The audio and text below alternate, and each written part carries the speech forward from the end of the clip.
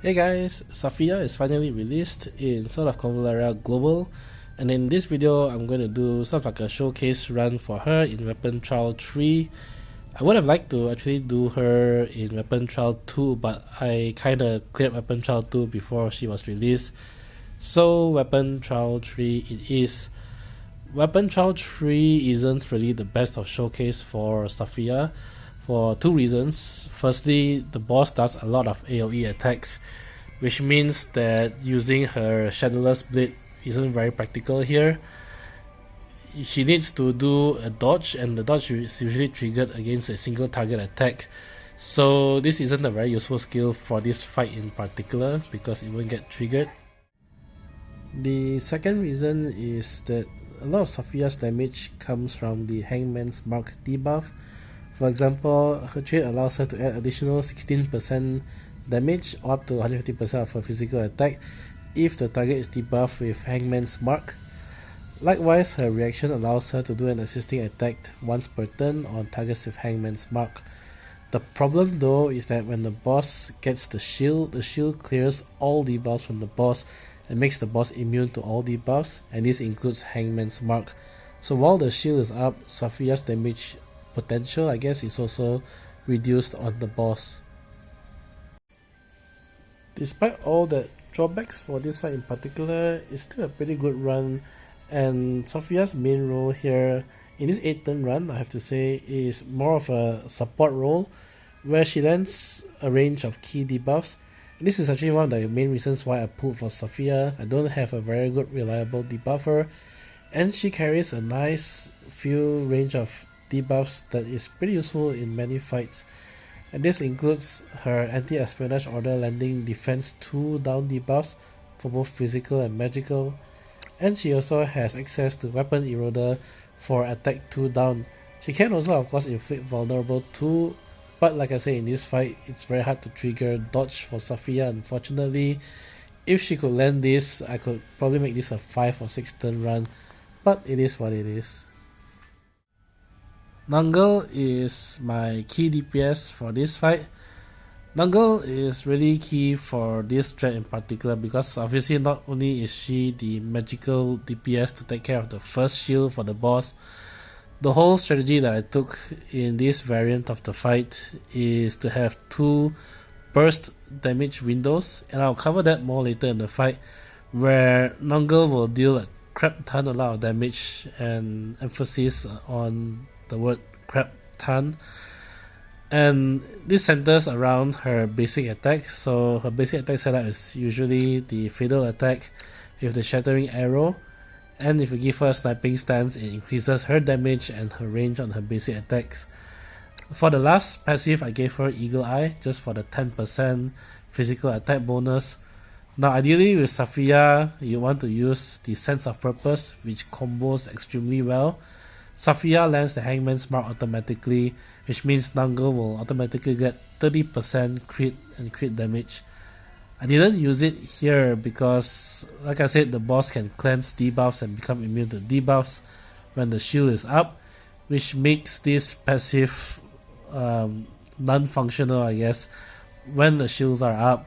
So this fight isn't really the best fight to showcase the Saffiyah and Nungle combo. So anyway, I had to take Eagle Eye instead. 10% physical attack isn't a lot, but at least it's constant throughout the entire fight. For weapon, she has the Will Hunter, which I'm not too sure whether this is the best choice or not, because the 20% bonus damage also requires the boss to be debuffed with infection, which means that you don't actually get this bonus when the shields are up. Really, a lot of the damage here relies on the enemy boss getting debuffed. So rather than having constant damage throughout the fight, we will be sort of piling on buffs, debuffs, and damage during the time when the boss is out of the shield. Now I mentioned burst window, and for this reason I actually took out Ravia and I put in Inanna. Now that might sound counterintuitive to the word burst damage. Why am I taking out a DPS to slot in a support character? Well, Nungle's my main DPS, and I am making use of the Warhorn tactic, which significantly boosts damage, but Warhorn lasts only for one enemy turn, and this is why I'm using Inanna. The main goal is to have Princess Prayer. If you use Princess Prayer together with the Urgent Order tactic, you can potentially have Nungle get in 3 attacks before Warhorn wears off, which is, you Warhorn the boss after the boss's turn, Nungle acts and then she attacks, Nungle gets Princess Prayer and attacks again, and then the next round you can do Urgent Order and get in 1 more attack before the boss gets its turn. So 3 attacks potentially, which is really a lot of damage. So Princess Prayer is the main reason why I saw in Inanna. I did put the Magic Defense command as well, but honestly speaking, I don't know whether this is bugged or not because the aura doesn't seem to work. With or without the aura, I seem to be taking equal amounts of damage. I'm not sure if someone else can also test this out. I will be very interested, but for the purpose of this fight, I don't really see this extra magic defense coming in handy. I did check the boss's skills, and as far as I can tell, the attacks are all magical. At least that's what it says in the description. So I'm not too sure why I'm still taking roughly the same amounts of damage with or without this passive equipped. Next up we have Gloria. Now Gloria is there in the usual support role. She's really awesome because she has the 12% attack and defense aura, which stacks with everything else including leader auras, and she also have Longinus Brilliance that gives damage reduction, attack 1, and importantly helps to restore 1 energy as well, which you sorely need because Saffiyah does require a ton of energy. And something I forgot to mention, I should quickly go back and mention that in terms of Saffiyah's gear, I am using Cornucopia Dagger, and that's because it helps to restore her energy. I know a lot of people recommend a Newborn Blade, and it is a good alternative because the more physical attack Ravia has, the more damage that she can do, particularly with her trait. But like I said, in this fight in particular, Saffiyah's role isn't there for damage, it's there for support because of the mechanics of the stage surrounding the shield. So for this reason, I think Cornucopia Dagger is probably better for this fight and maybe other fights as well. Energy is the name of the game. The more often you can spam her anti-espionage order, the more uptime you get on the key debuffs as well as the summoned units. Coming back to Gloria, what's really important is this turret here.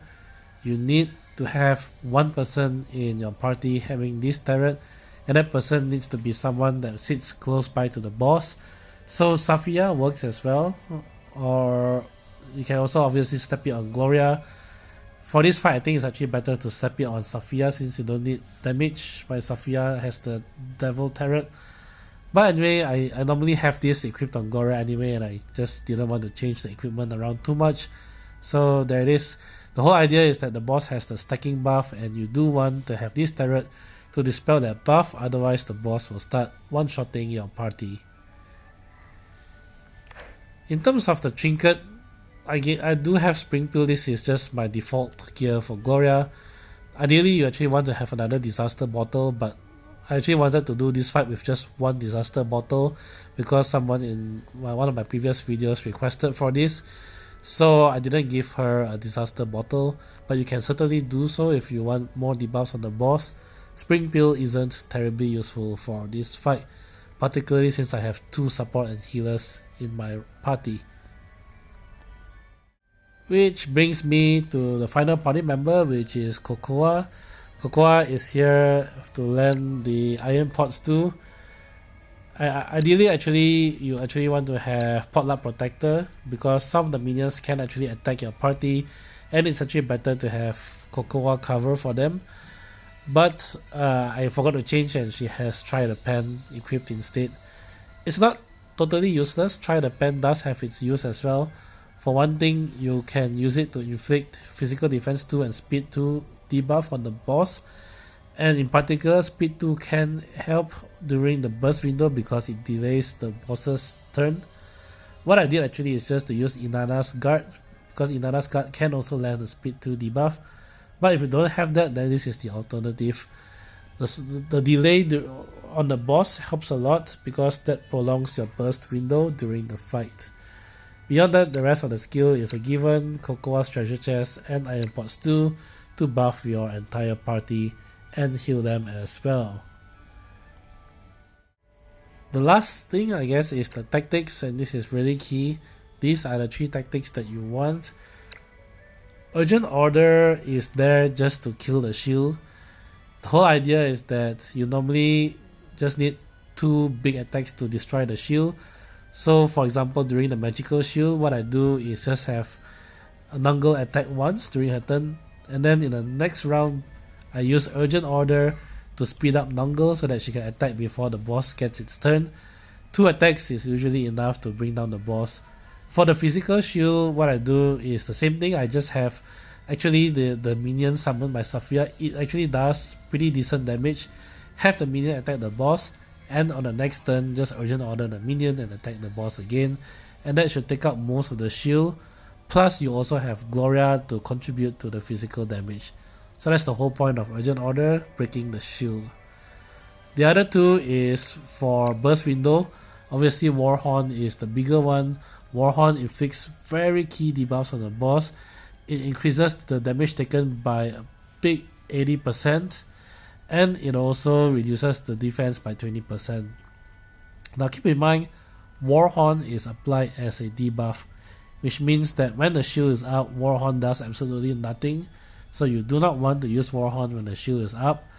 And what I do is just wait until the shield is down, and then I start my burst window. I pop Warhorn, land as many debuffs as I can, and then slow down the boss and try to put in a lot of damage before the boss gets its turn. Flag of Convalera helps that as well. Now Flag of Convalera and Warhorn together takes a lot of energy, but the idea is you set up Flag of Convalera sort of few turns before the boss starts the shield, and Flag of Convalera helps you to put in the damage before the boss casts its shield, but importantly it's also there to help you survive the AoE attack once the boss pops the shield.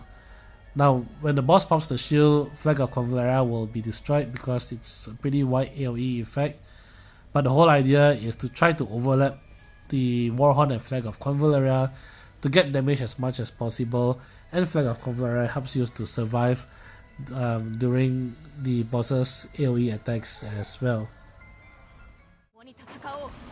Now at the start of the fight, you are pretty far from the boss. You do already have 2 minions that you need to take care of. So at the start of the fight, I forego damage on the boss. I think this can probably be done in maybe even 6 or 7 turns if you try to max out damage even further. But I decided to be safer and slower at the start, and you see me actually use Weapon Eroder on the boss with Saffiyah on her first turn. That's because the boss's damage at the start is pretty huge, and I found that I couldn't even survive any attack without using Weapon Eroder to inflict attack 2 down. The alternative of course is to use Disaster Bottles to try to land that debuff, but that's a bit more RNG oriented. And this is actually one of the reasons why I brought in Saffiyah. In my previous run, I had to use 2 Disaster Bottles and pray to land attack 2 down. With Saffiyah, at least I have Weapon Eroder. This also means that you don't have to use the Disaster Bottle at the start. I do have it equipped on Gloria, and the whole idea is to try to land more debuffs beyond what Saffiyah can land, or as a backup debuffer. At the start, since I'm not attacking the boss, you only need the attack 2 down debuff on the boss. So make your way to the boss with your party member and clear the minions on the way. The boss will summon a couple of extra to try to delay you, so just take them down as you proceed along the boss. I feel in the first few turns there's no need to rush it because you won't be able to deal a lot of damage to the boss, since you need to walk up to the boss and you need to apply buffs and debuffs anyway. And the boss pretty soon will summon the first shield, and that will remove all the debuffs that you land on the boss. And here's the shield, speak of the devil. So you know, even if you try to rush and land all the debuffs on the boss, this shield will clear it all. So I think there's no point, just make your way. Hope to reach the boss by the time the shield is up. And in particular, Gloria is key. Gloria has the turret that will remove the stacking buffs, so you want Gloria right next to the boss or at least 2 tiles away as soon as possible. So I've just used Urgent Order to speed up Nungle. This allows Nungle to get one more attack before the boss's turn, and that removes the shield. Quickly heal up with everyone. You don't want Princess Inanna's guard to die, so you do need to heal the guard, because if it dies, the boss will act again and you likely won't survive 2 back-to-back turns from the boss. Now, how did I get the summon unit at the top of the mountain to get rid of the minion right there? If you position Saffiyah right in front of the boss there and you use her eradication order, the summon unit will appear on top of the mountain, which allows you to use that unit to take care of the minion that's on top of the cliff. This is my first burst window, so I've attacked with Nungle. I used Princess Prayer on Nungle as well, and the whole idea is to try to get in as much damage as I can and land debuffs on the boss. The eradication order on the boss, which summoned the Hangman's agent on top of the cliff, also helps to land defense 2 down on the boss, and you see Nungle doing crap ton a lot of damage here on the boss. You're looking at 25 to 28k crits with Nungle per basic attack.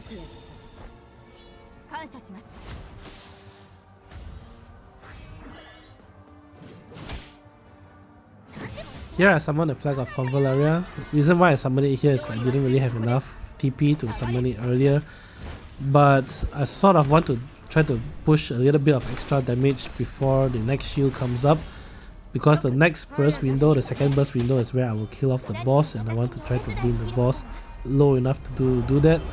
But the second reason, and the more important reason, is that I found it very difficult to survive the next few attacks from the boss, so I do want the 15% extra defense from the Flag of Convularia to help make surviving the next few turns a little bit easier, until the Warhorn refreshes and I start my second burst phase.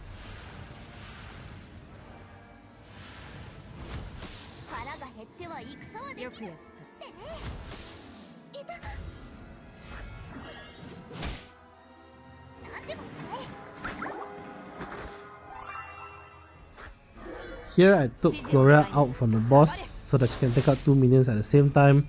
Now you do want to bring her back to the boss as soon as possible to remove the boss's buffs, but I felt the trade-off there was pretty good. You want to clear the minions as quickly as possible, because when the minions are up, the boss is actually more tanky and it's more difficult to take down the shield. Here I managed to get enough energy to have 2 hangmen, and I did use Princess Prayer on Saffiyah in order for her to summon the second Hangman's agent. The second agent here will be my key physical damage dealer. Gloria of course helps as well, but during this turn, with the help of the Flag of Convularia, this is where I use Urgent Order on the Hangman's agent as the main DPS to take down the boss. With Gloria, I brought her back to the boss and I used Sword Gale to get that little bit of extra chip damage in. I had to backtrack. I did this once without the Flag of Convularia, couldn't take down the shield, and I couldn't survive the attack. The flag definitely helped. This is my big damage window. Warhorn is up, Flag of Convularia is up, and this is where I use Princess Prayer on Nungle one more time. And next round I could also use Urgent Order, but this was enough. Thanks for watching.